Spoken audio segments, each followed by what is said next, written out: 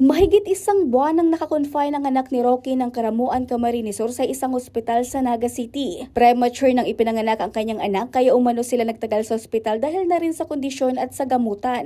Nang dahil dito lumulobo ang kanilang mga bayarin at tumataas ang bill sa nasabing ospital. Kapos din sa buhay kaya nang dahil sa lumubong bayarin sa ospital ay problemado si Tatay Rocky. Hindi talaga kaya.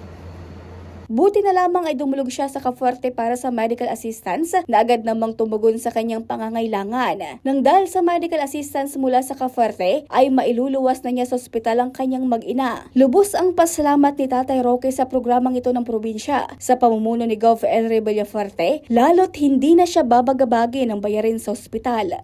Salamat sa serbisyong Cafuerte.